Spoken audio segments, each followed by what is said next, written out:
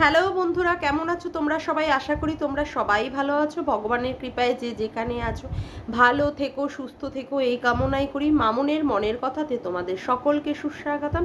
আবার আরেকটি নতুন কন্ট্রোভার্সিয়াল ভিডিও নিয়ে তোমাদের সামনে চলে এসেছি। আজকে আমি আমার যে নিজস্ব কন্টেন্ট তাকে নিয়ে কি বলবো না, আজকে আমি কথা বলতে বসছি রহিম আক্তার অর্থাৎ রেমিকে নিয়ে। গতকাল দেখছিলাম যে ইপসিতাদি বা আমাদের কি বলে রিম্পা তাকে নিয়ে ভিডিও করেছে। আমি অবশ্য তাকে নিয়ে ভিডিও করিনি, কারণ মনে করলাম যে ঠিক আছে, দেখা যাক। রাতের বেলায় আমি যখন শুতে যাই তখন তার ভিডিওটা আসে, যতদূর সম্ভব বাংলাদেশের কোনো একটা চ্যানেল, সেখান থেকে সেই রেমির ভিডিওটা ফোরকাস্ট হয়েছে। ভিডিওটার প্রথমে ছিল রেমি সাজগোজ করছিল, ঠিক আছে, ঠোঁটে লিপস্টিক লাগালো, কপালে টিপ পরেছিল, তারপরে দেখালো যে হাতে অনেকগুলো চুড়ি পরেছে হলুদ রঙের এবং সবুজ কালারের সে একটা শাড়িও পরেছে। বলছে যে সে আজকে খুব সুন্দরভাবে সাজতে চায়, হয়তো এটাই তার জীবনের শেষ সাজ, অর্থাৎ শেষ সাজসজ্জা।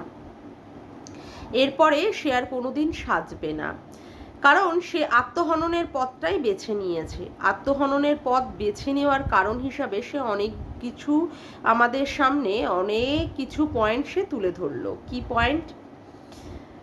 ছোটবেলায় তার বাবা, যখন তার বয়স 6 বছর, তখন তার বাবা কি করেছিল, আবার আরেকটি মহিলাকে বিয়ে করে নিয়ে এসেছিল। বিয়ে করে নিয়ে আসার পরে তারপরে সে বাবা বলেছিল যে সে অসহায়, তাকে বাড়ি থেকে বিয়ে দেওয়া হয়েছে, অর্থাৎ ভদ্রলোকের কথা বলা হচ্ছে। তার বাবা তার মাকে জড়িয়ে ধরে কেঁদে বলেছিল সে অসহায়, তাকে বিয়ে দেওয়া হয়েছে, তার বাড়ির লোকেদের মানে বাড়ির লোকেরাই তাকে ফোর্স করেছে। এবং তখন তার মা কি করেছিল, পুরোটাই পাথর হয়ে গেছিল, হতেই পারে। আর আমরা জানি মুসলিম সমাজের মধ্যে বহু বিবাহের প্রচলন আছে এবং অনেক দিন ধরেই সেটা হয়ে আসছে। এটা নিয়েও আমার মনে হয় সরকারের একটা মুভ করা উচিত, যে প্রত্যেকটা পুরুষের জীবনে একটা মহিলাই থাকা বাঞ্ছনীয়। একটা মহিলা যদি একটা পুরুষকে নিয়ে স্যাটিসফাইড হয়, তাহলে একটা পুরুষও একটা মহিলাকে নিয়ে স্যাটিসফাইড হওয়া উচিত বলে আমার মতামত, অ্যাকর্ডিং টু মাই ওপিনিয়ন।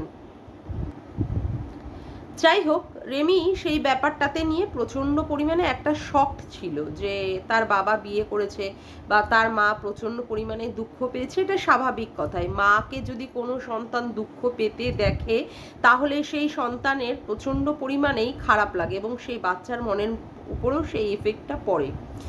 তারপরে কি হয়েছিল, তার মা হয়তো তাদের বাড়ি ছেড়ে হয়তো মামা বাড়ি চলে গেছিল অশান্তি ঝামেলার জন্য। তারপরে তার সৎ মা এসেছিল, হয়তো বা সেইভাবে সৎ মাও তার টেক কেয়ার করতো না। তারপরে সে যখন ক্লাস 7-এ পড়ে, সে একটি ছেলের সাথে প্রণয় অর্থাৎ ভালোবাসার সম্পর্কে সে আবদ্ধ হয়ে পড়ে। প্রথম দিকে অবশ্য ছেলেটিকে সে সেইভাবে মর্যাদা দেয়নি, পরবর্তীকালে তার সঙ্গে ফোনে কথা হওয়ার পরে ছেলেটিকে সে মর্যাদা দিয়েছিল।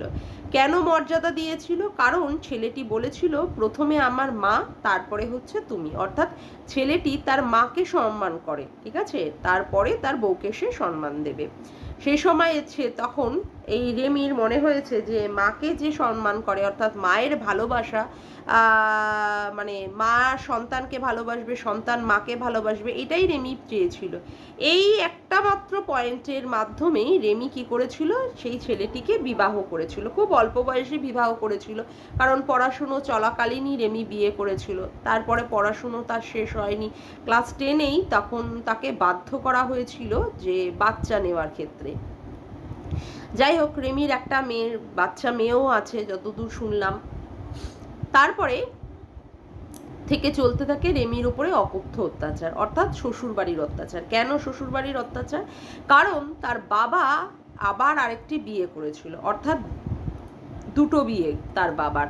প্রথম সন্তান মানে প্রথম স্ত্রীর দ্বারা সন্তান হচ্ছে রেমি, পরবর্তীকালে তার সৎমায়ের কটা সন্তান হচ্ছে ঠিক আমার জানা নেই।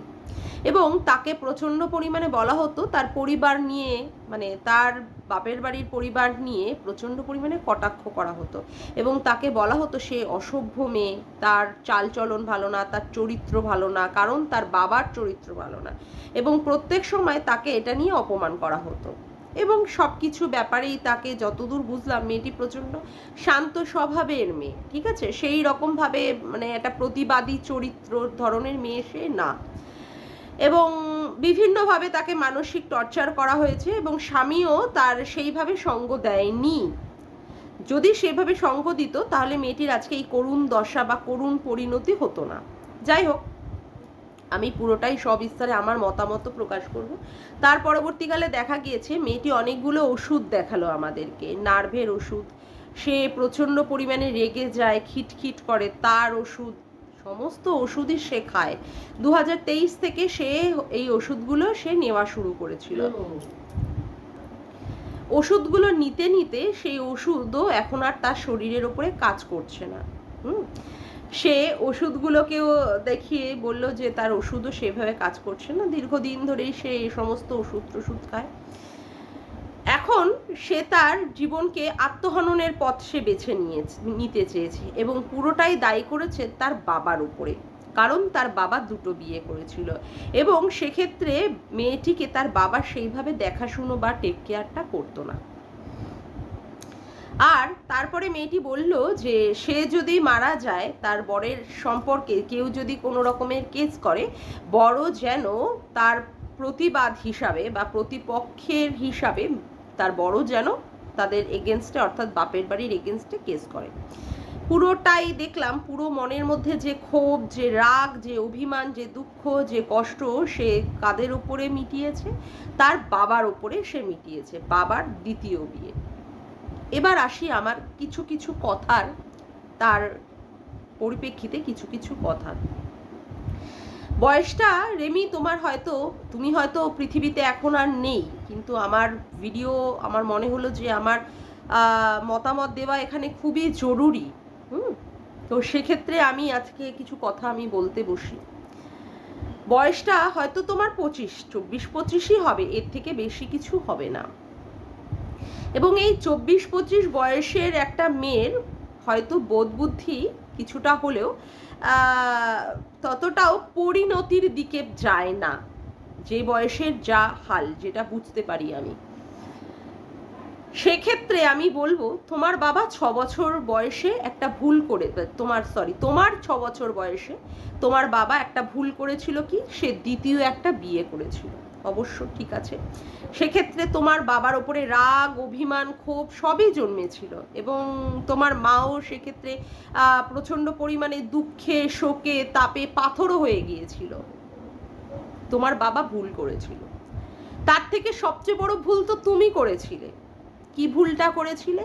পড়াশুনোকালীন অর্থাৎ ক্লাস 7-এ পড়তে পড়তেই তুমি একজনকে ভালোবেসেছিলে। তোমার সেই সময় কোনো রকমের বোঝার বা সেই ভালোবাসাকে মর্যাদা দেওয়ার বা তাকে বিয়ে অবধি পরিপূর্ণতা দেওয়ার তোমার কিন্তু কোনো বোধ বুদ্ধি হয়নি। এবং আমি জানি না কত দূর তোমার বাড়ির লোকেরা সেই সম্পর্কে তাদের বাড়িতে খোঁজ খবর নেওয়া বা অমুক করা করেছে। যে বয়সে ছেলে মেয়েদের পড়াশুনো করা উচিত, যে বয়সে তার মানসিক বিকাশ হওয়া উচিত, সেই বয়সে তুমি সবচেয়ে বড় ভুল করেছো একটি ছেলের সাথে প্রেম করে।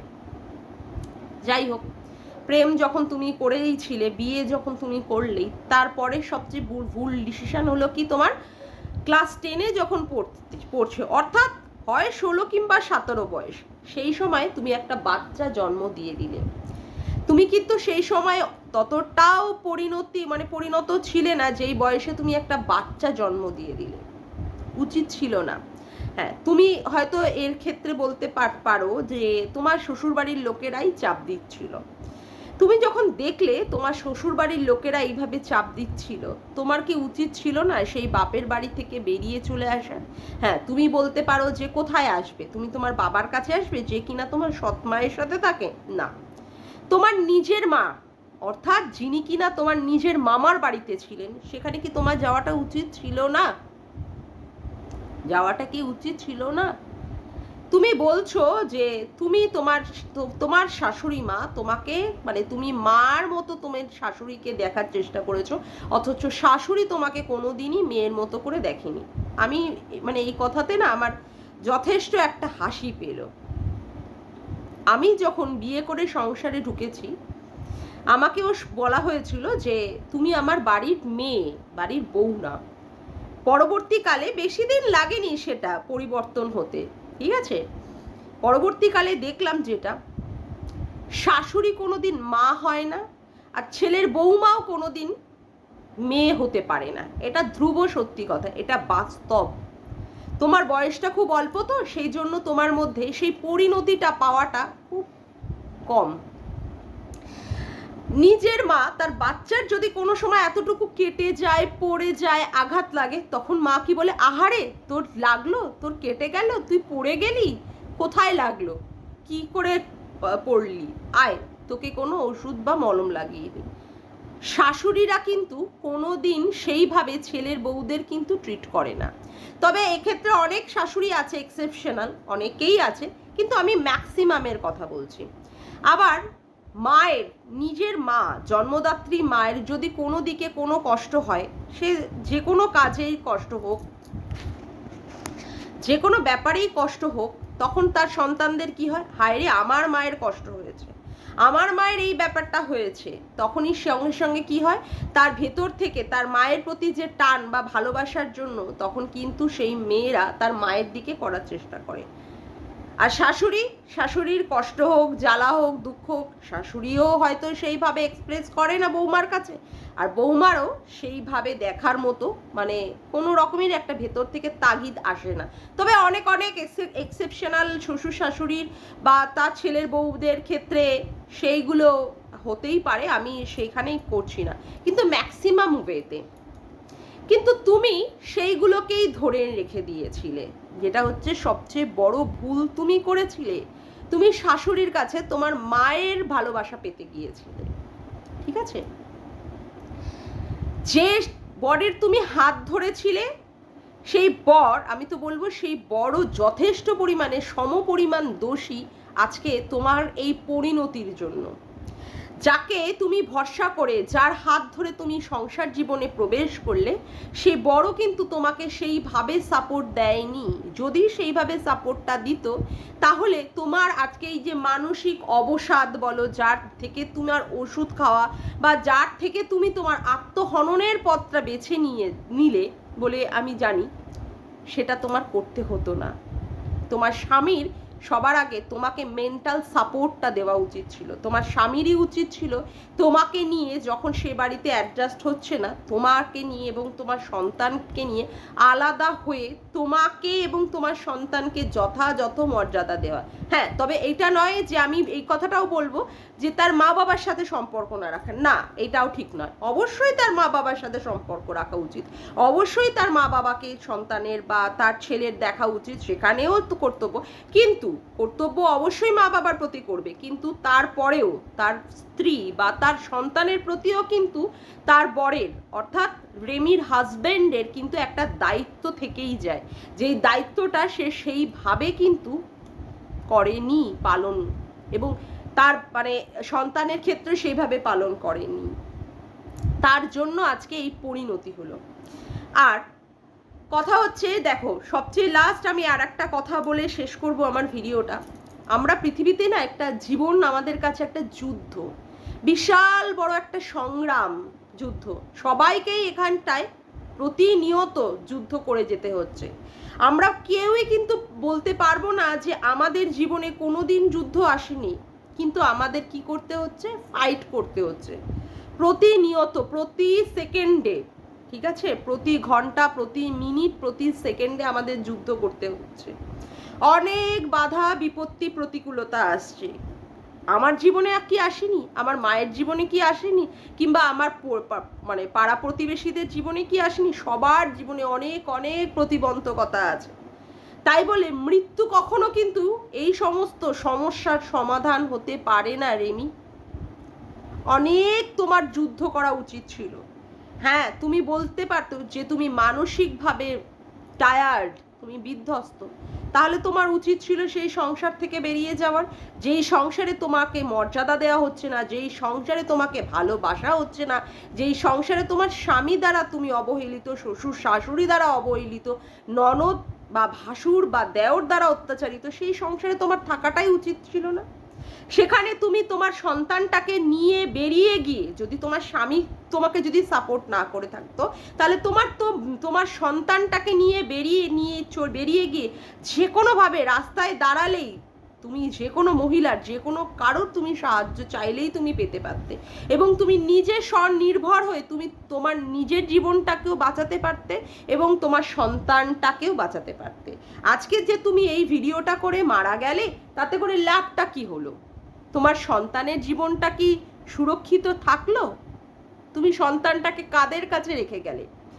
তোমার জীবনটাই যাদের কাছে সুরক্ষিত নয়, তোমার অংশ দ্বারা তৈরি তোমার সন্তান, তার জীবনটাও কি সুরক্ষিত? তার জীবনটাও কি সুরক্ষিত? তুমি আজকে মরে গেলে কেন? তোমার বাবা দুটো বিয়ে করেছিল বলে, সেখানে তোমার বাড়ির, তোমার পরিবারের নিয়ে কথা বলে এবং তোমাকে রীতিমতো অপমান করে। আজকে যে তুমি মরে গেলে, তোমার সন্তানটার উপরেও কি কাটাছেঁড়া হবে না? যে তোমার মানে এইগুলো কি বুঝবে যে তুমি কতটা মনে দুঃখ, কতটা মনে কষ্ট, কতটা যন্ত্রণা নিয়ে তুমি পৃথিবী ছাড়লে? তোমার সন্তানটাকে তো অন্য রকমের অপব্যাখ্যা করে করে তোমার সন্তানটা এই অপমান অপদস্থের মধ্যে তোমার সন্তানটাকে কাটাতে হবে। তার জীবনটাও কি সুরক্ষিত থাকলো? পরবর্তীকালে সেই সন্তান বড় হবে, সেও বিবাহযোগ্য হবে, তাকেও তো নানা ধরনের, বিবাহ হয়ে যাওয়ার পরেও তাকে নানা ধরনের সমস্যার সম্মুখীন হতে পারে। আমি বুঝলাম না যে মৃত্যুটা কোনোদিন কোনো সমস্যার সমাধান হতে পারে কিনা। তোমার তো উচিত ছিল তোমার নিজের মায়ের সাথে যোগাযোগ করা, তার সাথে সমস্ত কিছু শেয়ার করা। তাকেই যদি তুমি কিছু বলতে বা অমুক করতে, তাহলে হয়তো সাপোর্ট। আর যদিও মা তোমাকে সাপোর্ট না করতো, তুমি বেরিয়ে যেতে, তোমার মানসিক বলটাকে আরো দৃঢ় করে তুমি বেরিয়ে যেতে। কত মহিলা কত কিছু করে স্বনির্ভর হয়ে আজকে পৃথিবীতে বেঁচে আছে এবং মান সম্মানের সাথে বেঁচে আছে। আজকে মরে গেলাম মানে একটা আমি পথ পেয়ে গেলাম, আজকে সলিউশন হয়ে গেল না। তুমি হেরে গেলে, তুমি হেরো, তুমি জীবন যুদ্ধে জিততে পারলে না, তুমি টিকে থাকতে পারলে না ঠিকভাবে। বলতে বাধ্য হলাম। আজকে তোমার সন্তানটাও কিন্তু বিভিন্ন সমস্যার সম্মুখীন হবে তোমার মৃত্যুর জন্য। অতি অল্প বয়স তোমার, অতি অল্প বয়স, অনেক ওষুধ খেয়েছো তুমি, অনেক কিছু সমস্যার মধ্যে রয়েছো, কিন্তু তোমার থেকেও অনেক মানুষের আরো সমস্যার সম্মুখীন হতে হচ্ছে, তাদেরকেও অনেক অনেক জ্বালা যন্ত্রণা দিয়ে ভোগ করতে হচ্ছে, কিন্তু মৃত্যুটা কোনোদিন কোনো সমস্যার সমাধান হতে পারে না। রেমি, কি যে বড় ভুল করলে তুমি। সবচেয়ে বড় ভুল করে তুমি পৃথিবী ছেড়ে চলে গেলে। তুমি ভাবলে তুমি জিতে গেলে, তোমাকে আর কেউ কোনো রকমের কথা শোনাতে পারবে না, তুমি মরেও শান্তি পাবে না। তোমার সন্তানটার ওপরে কি যে হবে, আদৌ কি তাকে ভালোভাবে যত্ন করে, ভালোভাবে সেবা করে সেইভাবে মানুষ করা হবে? তোমার বাবা দ্বিতীয় বিয়ে করেছিল, তাই তোমার জীবনটা অসুরক্ষিত ছিল। আর তুমি মরে গিয়ে তোমার মেয়েটাকে কিভাবে, কোন পরিণতির দিকে তুমি ঠেলে দিয়ে গেলে?